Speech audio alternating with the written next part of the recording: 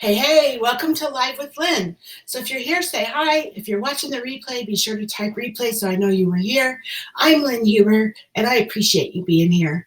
So yesterday, we talked, I told you my story about why I signed up to Sell Avon and a little bit about my journey. And so today I'm going to talk about the biggest mistake I made in my business, what I learned from it, and what I'm still learning from it. And it was a doozy, so I'm still learning. But anyway, since I had originally joined Avon back in 2001, I've definitely had my ups and downs. I mean, it's just any business, right? Up, down, up, down. It just is what it is, right?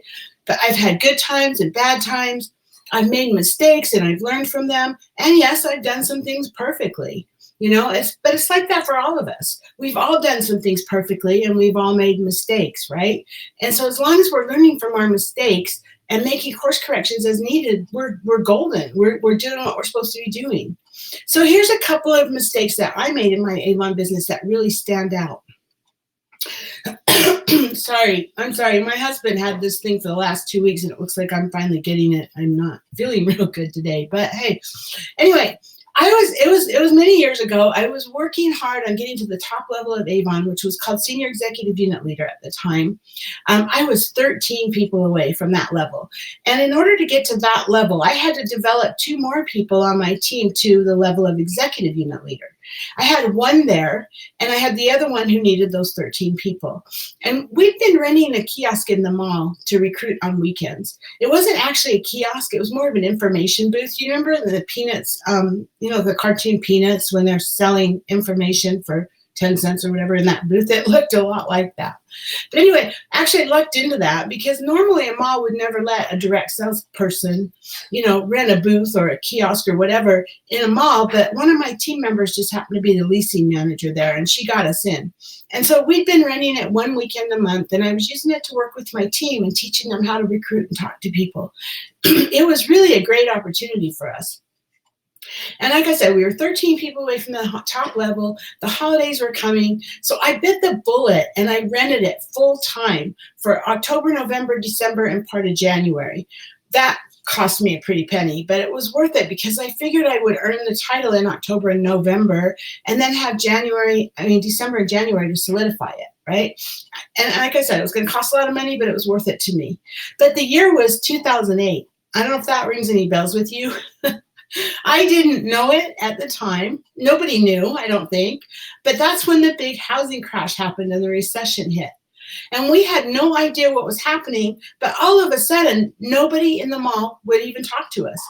They would all of a sudden, they'd be walking by and they'd be looking away from us. They would not even let us look at them. I mean, they literally were looking at this blank wall, anything to not talk to us.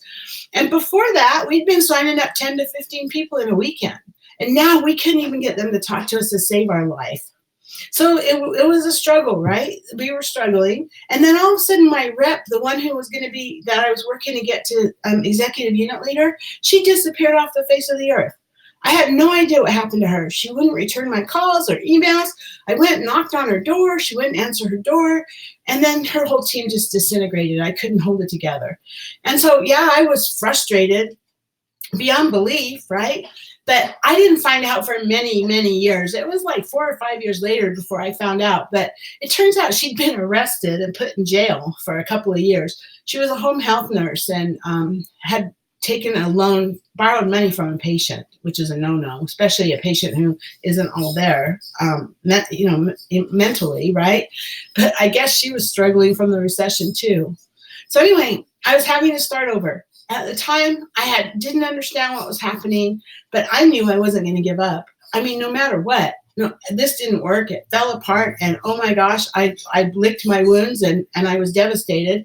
But I got back up and I knew that I just needed to find another way to get there, right? Well, my division manager at the time, she kept bugging me to open a store. She kept, Avon had, at the time, they had LABCs, which is a licensed Avon Beauty Center, which is a store. And they still have some, but they only the ones that had them then are grandfathered in. But she kept trying to get me to open a store. And I kept telling her, if I want to do that, I would have kept my day job, But she kept pointing out that it would give me the exposure to help me get to senior executive unit leader. And she kept pointing out that many of the top senior executive unit leaders had stores. So finally I said, okay, I'll do it. If it'll get me to senior executive, I'll do it. And I opened a store. And for me, that was a mistake. You know, before the store, I was right. If I wanted a job like that, I would have kept my job, right? Because before the store, Richard and I were personally selling about $150,000 a year. After the store, many of our customers wouldn't come into the store. There's two kinds of customers with Avon. There's the customer that wants a rep and they want delivery and they want you to be called on. And then there's a store customer who doesn't want a rep. They'd rather walk into a store and buy what they want and not have to really deal with anybody, right? And they're two totally different customers. And so we gained new store customers, but we lost the ones that we had. And so, like I said, we were selling about $150,000 a year personally, and we ended up selling about $150,000 a year in the store. So basically, we just traded our customers from one customer to another, except now we had a $5,000 a month net, you know, with rent, utilities, insurance, security, everything you need for a store. So we were like making less money, working more hours, back to working 60 hours a week, right? But, and then the other drawback was I didn't have time to go out recruiting. So my leadership business was taking a hit. So that was my first mistake. Don't get me wrong. I have a lot of friends that have Avon stores and they're doing really well and they're really happy. You know, a lot of them have built their store business to the point where they don't have to be in the store anymore. They have like a manager and they just oversee it, but they don't have to be in the store. And so for them, it's a great income and it could have worked out for me too. But that just wasn't probably a wise decision for me. So anyway, here comes my biggest mistake though. You know, throughout all the years that I've been with Avon, Avon has made changes. You know, a company like Avon or any other company is just like us in our business. We set long-range plans, we reevaluate, we make course corrections, you know, and Avon is no different. You know, in fact, a big company like that is going to be even more diligent about staying on course because they have people that are paid to do that, right? And there have been problems. No company is perfect. But after all the frustration of losing my leadership title that, you know, I was so close to reaching and all the struggles I was having with the store, and I had had some other problems with Avon before, but Avon was making more changes. You know, they decided they no longer wanted to be in the store business and they took our price list away. I mean, it's not like we were getting extra special pricing or anything better than any other rep. It was more that they guaranteed to keep us whole. So for example, if we owned a clinical, back then it was like $32, I think, for a clinical. And if it was on sale in the brochure, but we owned it at full price, then Avon, we could submit that to Avon and receive credit for the difference so that they could keep us whole and we could honor the sale price. And if it was often on sale, then we would always be able to buy it at that price. So we didn't get a better discount. They just guaranteed us to always have that best price. And I was kind of devastated when they took that away. I was like, that was a final straw for me. It just was. And I had been using another network marketing company's products to support my business, but I never pursued that company because I knew I couldn't chase two rabbits. I knew I couldn't be effective in two different companies.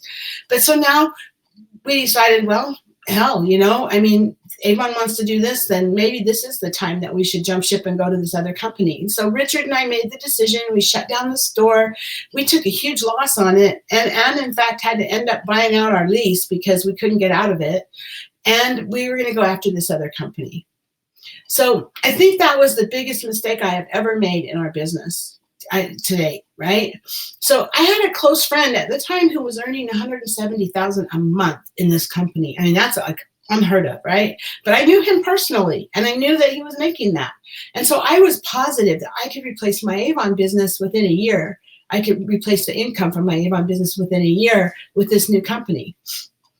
So keep in mind, though, at that time, my Avon business was $1.9 million. That doesn't mean I earned that much. You know, that's the total sales of me and my team. So Richard and I and our team sales combined that year was $1.9 million.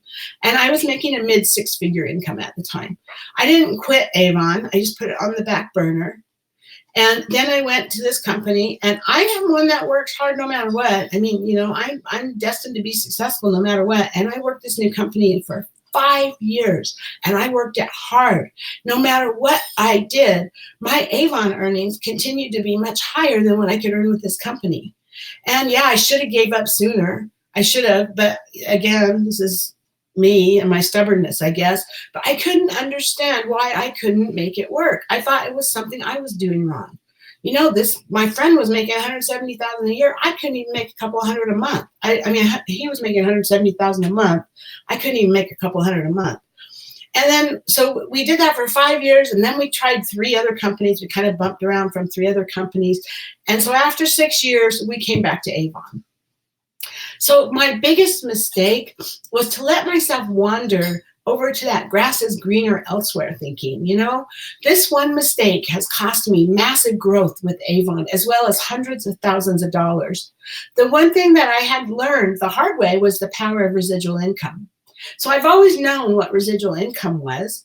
In the simplest terms, you know, it's doing something once and getting paid over and over again for the effort that you did that one time. And, you know, a great example is a singer-songwriter. So Neil Diamond, my hero, you know, he's written many, many songs which have become great hits, right? And he goes into the recording studio and he makes a recording. And now every time that song is played on the radio or purchased or downloaded, he earns money again and again and again. That's the amazing benefit of residual income. And our Avon business provides the same thing. We have the same kind of residual income. And even though I understood this, it wasn't until my experience with this residual income during the 6 years hit me between the eyes that I understood the real impact of it. So when I left Avon, my business was $1.9 million. That was like $65,000 every 2 weeks. And like I said, I didn't actually quit. My account was still open. I just moved it to the back burner and ignored it. And Avon continued to pay me on that like clockwork every 2 weeks, even though I was doing absolutely nothing on my business. My income stayed steady for about 3 years, and then it started dwindling because attrition started happening. You know, I mean, people leave and I wasn't replacing them. And so it started dwindling. But for 6 years, not once did I miss a paycheck from Avon every 2 weeks, and I was doing nothing to deserve it. I mean, seriously, how many people can say that about their income, right? But this mistake cost me dearly because obviously I lost 6 years of business building, right? And basically wasting my time with the other companies and beating my head against the wall. I mean, I was at 1.9 million in sales when I quit. And those who are my peers, those are my friends that are in Avon that were at that same level as me, that were kind of equal to me. They're now at 3 million, 4 million, and some even more. And so my 1.9 million sales when I quit was about $65,000 every 2 weeks, I said, right? So when I came back after 6 years, that had dwindled all the way down to about 3,000 every 2 weeks. So when I came back to Avon and I looked at it, I was devastated. It was like 3,000. Right? I've got a lot to do to rebuild this. And so now I'm back. I've been back with Avon for 2 years. We ended 2019 at really close to $500,000. And although that's pretty good and nothing to sneeze at, and I'm proud of that number, it still rips my heart out because in my mind, I'm not growing fast enough. I'm basically still paying for that stupid mistake, and I need to get back to the 1.9 million so I can grow from there, right? But I'm not going to make that mistake again.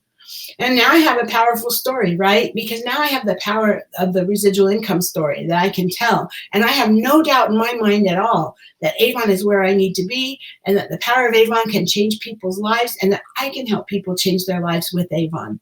So maybe this is just something I had to go through. You know, maybe having this story is going to help me excel even more in the future. I hope so.